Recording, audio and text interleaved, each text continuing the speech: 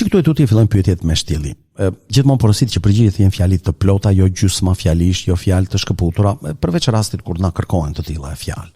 Pyetja e parë. Gjeni një krahasim të zgjeruar, similitud, janë ku na doli përsëri similituda, në fillim të fragmentit, ana duhet në fillim të fragmentit, dhe shpjegoni funksionin e tij.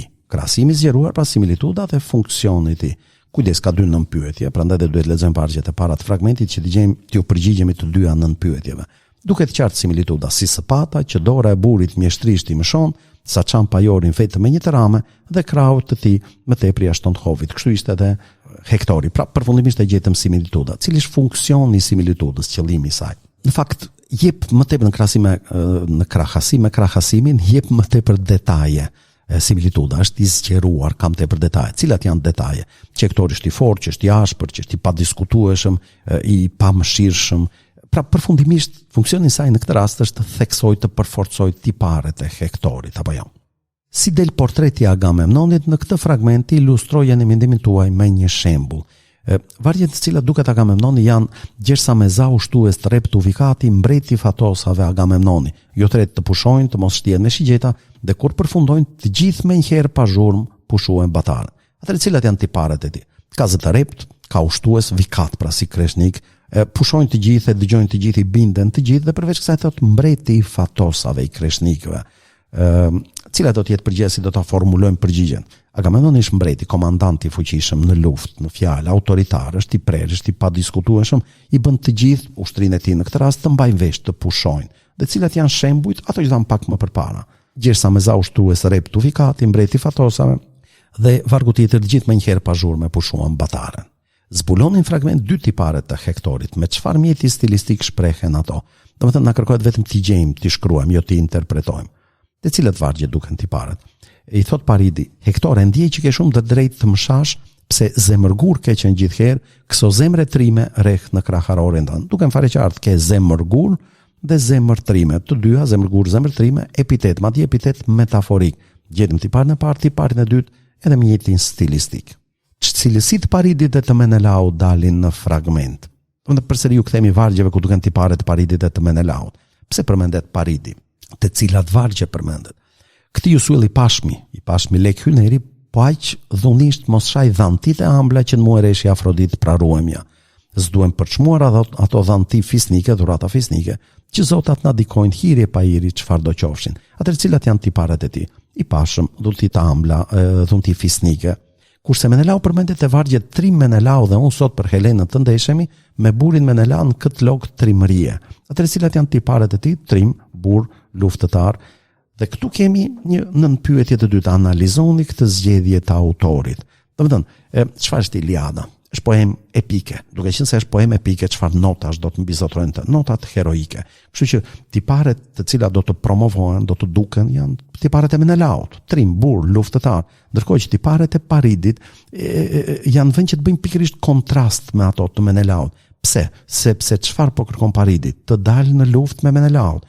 Me cilat mjete do të dalë, me cilat tipare, me cilat veti të tij do të dalë në luftë me Menelaun. Menelau është trim, është burr, është luftëtar. Ky me se do ta luftoj, me bukurinë e tij, me këto dhunti që i kanë dhënë Perëndit. Në një farë mënyrë duket sikur e përçmon Paridin apo jo. Komentoni portretizimi që bëhet Hektorit në fragment, duke mbështetur në detajet e të folurit të tij dhe detajet të nxjerra nga ndërhyrjet e narratorit. Cilat janë detajet nga të folurit e Hektorit? Në fakt kuptohet dhe shihet nga mënyra si flet, më tepër sa nga fjalët e tij, nuk duket tek fjalët e tij detajet, le të themi portretizimi që bëhet Hektorit.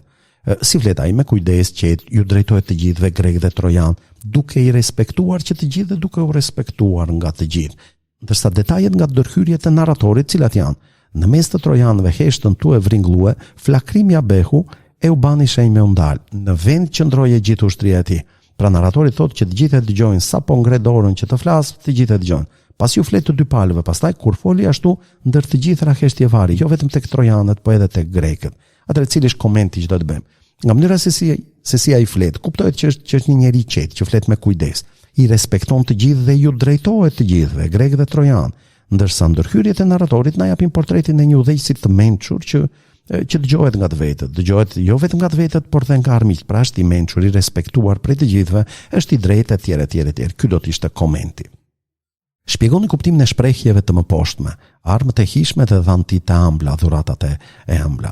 Marrim fillimisht këtë armët e hishme. Na kërkohet që të shpjegojmë kuptimin e këtyre shprehjeve. Çdo më thënë armët e hishme. Shikoj, kemi atë konceptin antiko mesjetar që lufta konsiderohet vlerë. Domethënë trimat, armët e tyre janë të hishme sepse nuk janë thjesht mjete lufte, po janë edhe të bukura që e zbukurojnë luftëtarën, meqense trimëria, lufta e zbukuron njeriu. Pra armët i japin hije luftëtarit, i kanë lezet luftëtarit, e zbukurojnë atë. Përfitroni pak Gjergj Lezalin, i cili pavarësisht se kishte 9 vjet në shtrat, e motra këmbëngulte që t'ia rendiste armët mbi krye pavarësisht se nuk i duheshin apo jo. Sa i përket shprehjes tjetër, dhantit e ëmbla, kjo është jashtë kontekstit të luftës. Domethënë dhantit e ëmbla janë të ëmbla të kënaqshme, fisnike, të brishta, dhe janë të tilla sepse janë nga Perëndit, po janë dhunti të ndryshme nga këto që pam pak më përpara. Ka lidhje më tepër me linjën e bukurisë, me linjën e dashurisë, një linjë që është tjetër linjë dhe jo kjo linja heroike që po shohim deri tani te Iliada. Pyetja e fundit: duke lexuar vargjet e fundit të fragmentit, identifikoni 2 kushte që duhet zbatohen nga të 2 kampet pas 2 luftimit. Pyetja është e thjeshtë. Lexojmë vargjet e fundit dhe gjejmë kushtet. Ai që prej të dyve del fitus mbi shoqin, ta marr gruan me pasuritë saja dhe ta çojë në shtëpi. Dhe këtu ben tuerah të bajmë armë pushim me besë lidhje të forta. Atëherë cili është kushti i parë? Kush fiton merr Helenën, cili është kushti i dytë? Pas kësaj të bëj armë pushim ose të bëjnë armë pushim 2 kampet.